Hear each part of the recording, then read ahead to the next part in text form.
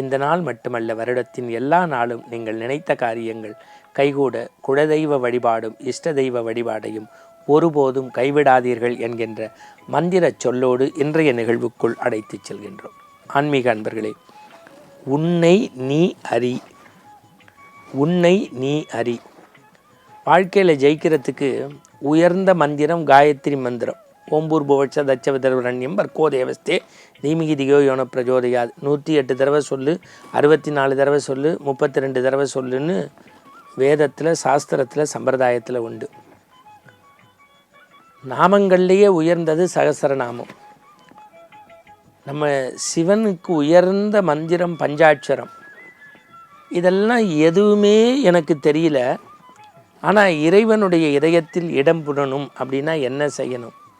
முதல்ல self esteem அப்படிம்பாங்க, சுய கௌரவம். ஆங்கிலத்தில் செல்ஃப் எஸ்டீம்ங்கிறது சுய கௌரவம்.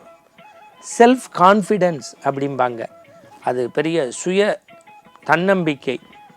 ஆனால் நீங்கள் செல்ஃப் அனலைஸ் பண்ணுறது, உங்களை நீங்களே பரிசோதிப்பது, அதை பற்றி அண்மையில் சுவாமி சுதபோதானந்தா மனசே ரிலாக்ஸ் ப்ளீஸ்ன்னு எழுதுகிறாரு. மனசே ரிலாக்ஸ் ப்ளீஸ் எழுதியது யார்?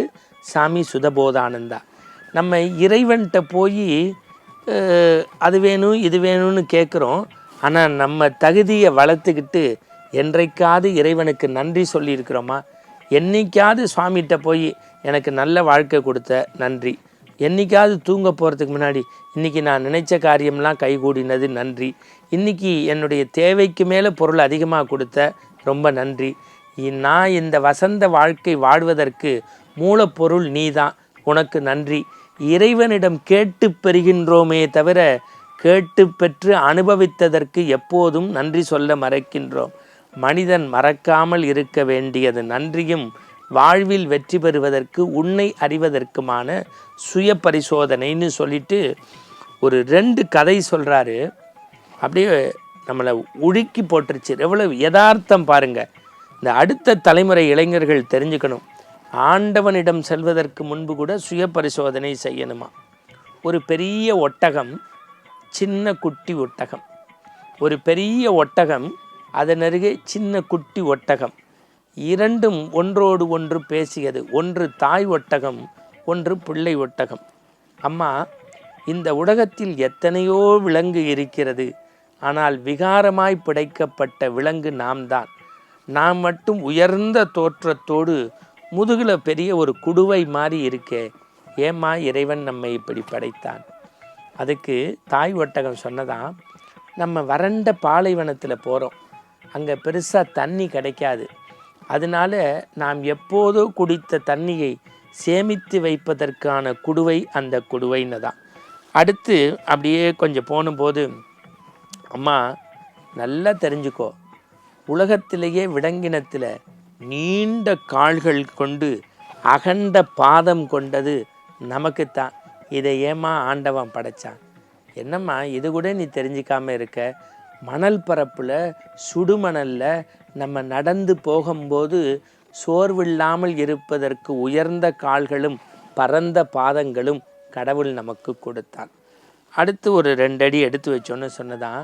அதெல்லாம் சரிம்மா, நல்லா பார்த்துக்கோ, விலங்கினத்திலேயே நமக்கு தான் முட்டை மாதிரி பெருசாக கண்ணு, அதை மூடுறதுக்கு பெரிய இமை, இது ஏம்மா கடவுள் கொடுத்தா? நம்ம போகிற இடம் எப்படி? பெரிய பெரிய மணல் பகுதி, அங்கே சுடுமணல், இரவு நேரத்தில் குளிர் இருக்கும், இதுக்கு இடையில் அங்கே அல்ல முள் புதர் மண்டி கிடக்கும். இதுக்கு மத்தியில் நம்ம போகும்போது மணல் நம் மேலே பட்டிட்டா நம்ம வெடி தடுமாறாமல் இருக்கிறதுக்காக உருட்டு வெடிகளும் அதை பார்ப்பதற்கான இமைகளும் மூடுவதற்கு பத்திரப்படுத்தி கடவுள் தந்தான். அடுத்து ஒரு அடி வச்சுட்டு சின்ன ஒட்டகம் பெரிய ஒட்டகத்தை பார்த்து கேட்டதான், எல்லாம் இப்படி படைத்த இறைவன் நமக்கு ஏன் பல்லை மட்டும் கனமாக இப்படி உயரமாக விகாரமாக படைத்தான்?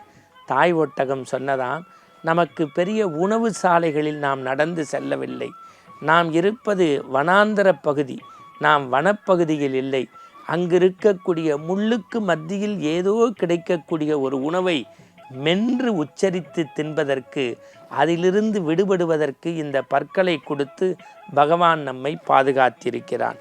எல்லாம் சரி, இந்த நம்முடைய தோளை தடவி பார்த்தால் கனமாக இருக்கிறதே, இதை ஏன் ஆண்டவன் படைத்தான்?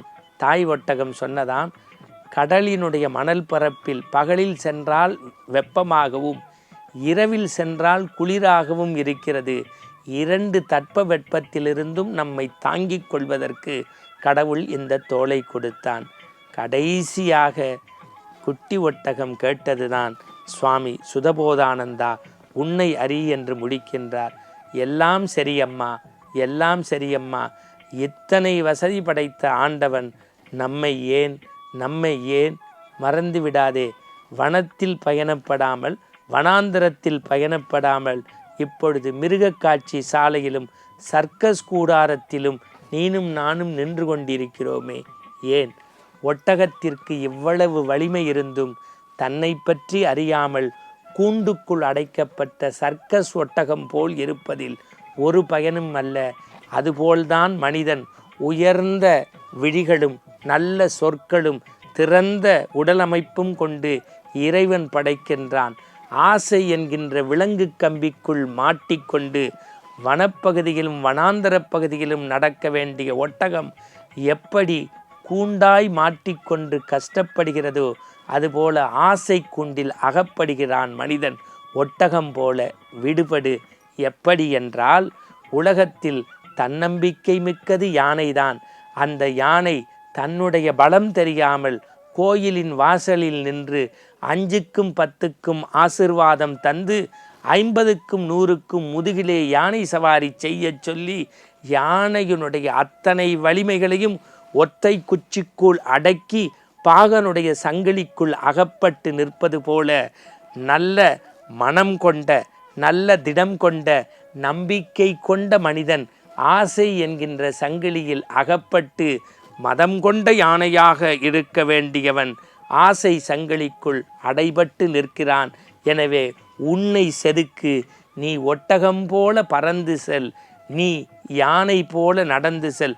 பறந்து செல்னா பறக்கிறது இல்லை, பறந்து விரிந்து நடந்து மன மகிழ்வோடு இருக்க உன்னை நீ செதுக்கு என்கின்ற சாமி சுதபோதானந்தா வரிகளோடு நிறைவு செய்கின்றேன்.